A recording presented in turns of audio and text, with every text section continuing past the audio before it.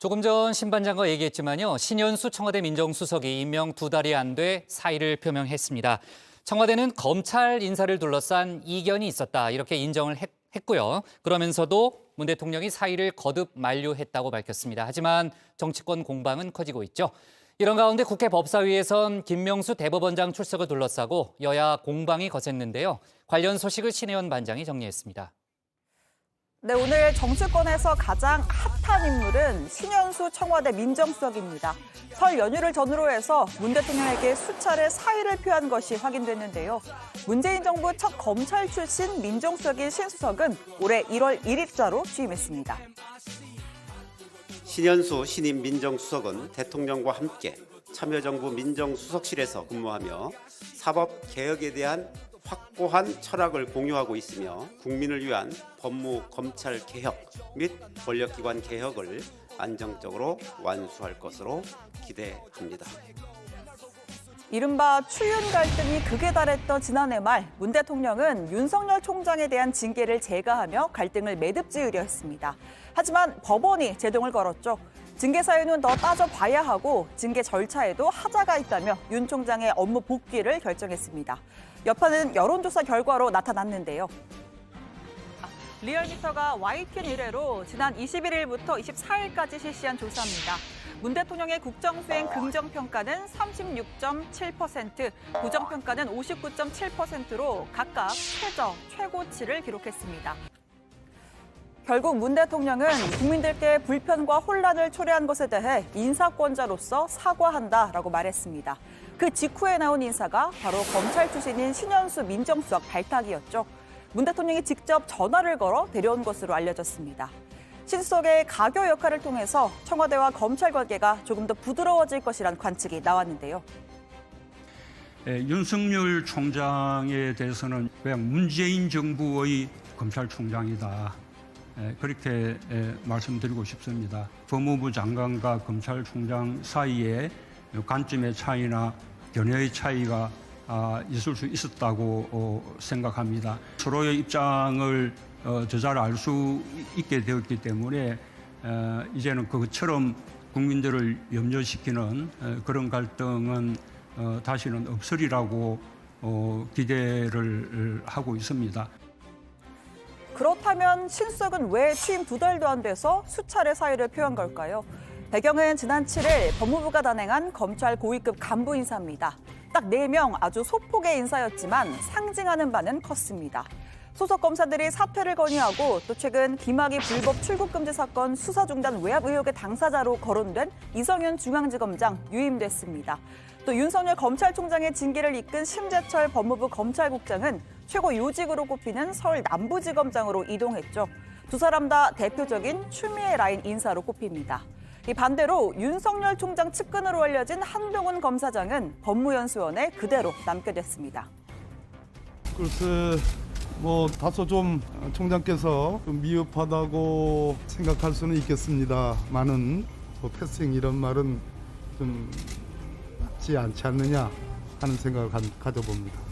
저로서는 최대한 애를 썼습니다. 신현수 수석은 윤 총장뿐 아니라 자신도 패싱당했다라는 판단을 한 것으로 보입니다.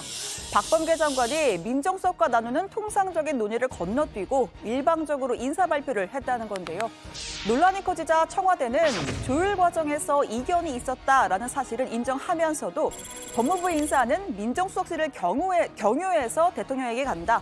패싱이라고는 할 수 없다라는 입장을 밝혔습니다. 또 신수석의 사의를 몇 차례 표시했지만 그때마다 대통령이 만류했다라고도 덧붙였는데요.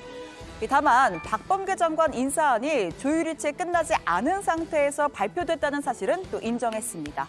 민정수석실은 더 조율이 됐으면 하는 뜻이 있었는데 장관이 자신의 주장을 관철하는 절차가 진행됐다면서 이후에 대통령의 재가가 있었다라고 답변했습니다. 그럼 문 대통령도 이 갈등을 알면서 제거한 것이냐라는 질문에는 청와대의 의사결정 과정을 낱낱이 공개하는 건 적절치 않다라며 즉답을 피했습니다. 정권의 비리를 지킬 검사들은 무리하게 그 자리에 두고 정권에 대해서 강하게 수사를 하는 검사들은 전부 내쫓는 이런 짓을 가장 대통령 측근에서 핵심적으로 보좌하는 민정수석마저 납득하지 못하고 또 사표를 던지고 반발하는 그런 상황입니다. 바로잡지 않으면 정권 말기가 다가갈수록 또 정권이 끝나고 난 뒤에 큰 화를 면할 수 없다는 점을 다시 한번 강하게 밝혀둡니다. 일각에서는 민정수석실 내부 갈등성을 설을 제기하기도 했습니다. 조국 전 장관 측근으로 알려진 이광철 민정비서관이 현직 상관인 신수석과 부딪혔고 박범계 장관 편을 들면서 불편한 관계가 만들어졌던 겁니다. 이 비서관은 청와대 울산시장 선거 개입 및 하명수사 의혹과 관련해서 지난달 검찰 조사를 받기도 했는데요. 다만 청와대는 이 비서관이 인사 이견을 말한 적은 없다면서 민정수석실 내 갈등은 없었다고 일축했습니다. 자, 범여권에서는 논란을 일으킨 신수석이 물러나는 게 맞다라는 주장도 나왔습니다. 황희석 열린민주당 최고위원은 수석은 대통령을 보좌하는 사람에 불과하다면서 검찰 인사는 장관의 대청으로 대통령이 하는 것이다.